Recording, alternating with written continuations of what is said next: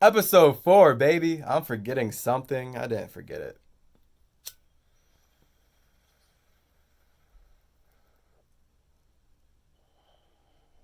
We're talking dreams. The question I got is just dreams, but metaphysically, like that's so much just as a question. So I totally get it. Person who asked it, and we've talked about this. So whatever. This person just wants to know what's up with dreams. Um, and I've actually gotten this question from a few other people. So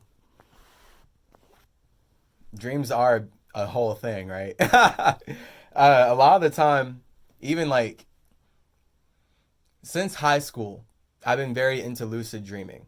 Back in high school, I would totally have this continuation where I would go to Narnia because Narnia was my shit back then. Something about just like nature and being able to like have a kingdom in like a supernatural environment with all these creatures and being able to do anything. Yeah, like that's what life should be. I was like, if I could create the realm of reality that I want to live in, it would be that. So let me do that in my dreams. So I was getting into that, and that wasn't even high school. That was pre-high school. That was like seventh and eighth grade, going into high school. And especially because such a nice escape from school. Fuck school. Oh my God. Fuck this realm. All the shackles and slavery here. So nice to be liberated in your dreams. So I totally understand why so many people really want to be able to be liberated in their dreams at least. If you're shackled to doing shit here a certain way, then at least when you're dreaming, you should be able to just express yourself however you want, wherever you want, doing any like right, feeling anything. And that's a practice. That's like you once you start lucid dreaming, then you can start lucid living. And you'll see how this life is a dream. And it's sort of all the same. The yin and yang realms blend in together pretty hard at some point. And dreams, I love science. I love being logical.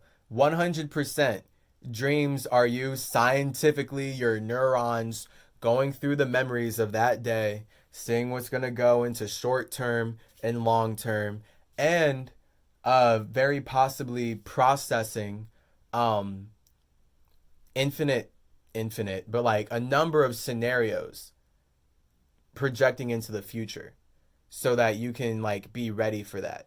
Like, I'm not saying this is always what deja vu is, but I do think a good amount of the time when one feels like they've been in a situation before, it could have been that they had already dreamt it. That's where the premonitions come in. And this is also where things like, again, they meld together, the masculine and feminine energy. Like, masculine energy being that we're creating things, but then the feminine energy being that we're at the reaction of the creation.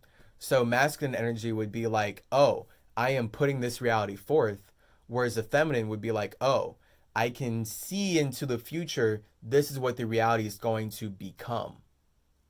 You feel me? What I'm saying is that it can be both, but again, everything just blends together. It's symmetry, baby. Everything's just balance. Like it's considering the future is never here and we are just always creating the future in the present moment together based on our imagination, our belief, and our creativity, and how that's all interacting in one big circle. It's both. It's like you're seeing into the future while simultaneously creating what you're about to see. That's where it's like when people talk about the third eye, and it's like I imagine it more like a projector than receiving light. Like it feels more like, at least for me, and that might be because I'm more masculine about it, projecting out of vision based on what's going on internally. And at the same time, it can receive light that's higher vibrational, that, you know, lets you get messages about the vision you're projecting.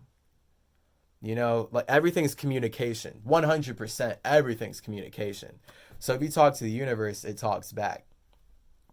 And it's no good or evil. It just is. It's just a matter of who's using the energy, who's motivated enough, who's putting enough intelligence and emotion behind the intent.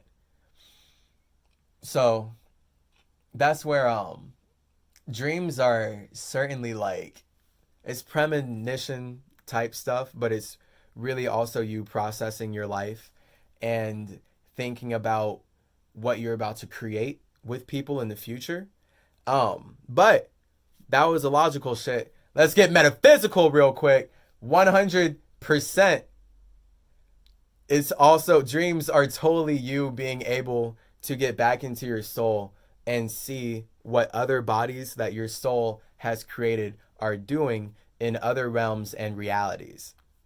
So that's where you truly are your soul. You are more so the feeling that your spirit, that is nothing, is producing, and then these bodies are just how you're expressing that feeling and all the details, right? Like that's why in the past life I was Chikatet, became Thoth, did my shit. Now I'm back. I'm Chase, becoming Irisel. That's my higher self. I guess, damn, that's a head. I meant to say symmetry. Um, Damn. Regardless, we're all doing the same shit. We're always doing the same shit based on our souls. Our souls are the constant of our feeling. Like I'm about to be I have many bodies, not in this realm, but one body in many realms that are all dealing with something similar to this, or just dealing with spiritual slavery in a way that is stopping the ascension process. This specific body iteration of me is about truly balance, and getting away from actually thinking too much, getting away from being thought, and getting more into emotion, because one can only produce so many lights. Light is dense. That's what thought is. Everything is light that we're interacting with, though. That's the wisdom in it. That's the importance of certainly getting lucid in your dreaming and realizing that your dreams are more pure versions of your thought. Like your life itself is a product of your thought, but of course it's filtered through all this 3D shit and your actions and time and how other people are reacting. When you're dreaming, it's all in here. It's literally just your thoughts and how much you believe in your thoughts, right? Like if you're trying to fly, I've been there, where you can't fly. And it's like you are holding yourself back in your dream. You're doing like that Superman jump shit. But it's not actually like there's the moon type shit, which is liberating. I'm excited to go to sleep every night. Like dreams are awesome. So that's where like it all blends together. So that's where I'm saying logically, physically, dreams are you not only projecting what you think might happen in the future so that you can prepare for possible scenarios, but at the same time you're doing that, you are creating those possible scenarios. So all that's left brain shit. Right brain wise, metaphysically, you can be more pure and tethered to your soul and get more information about what your soul is doing in other realms through other bodies it has created.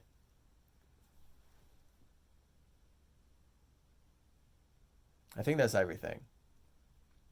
Definitely focus on lucid dreaming. It's lit. Like it only trickles into this life to be able to control how you feel and what you're doing in a dream, and to it's pretty empowering to like see how scary dreams don't stop being scary. You just stop feeling like they're scary. Like that's been a shift in my life. Growing up, where it was like the dreams that used to be scary to me, I now just don't have resistance to those, and because I have power in my dreams, I conquer them and they don't come up anymore. Because what you resist persists.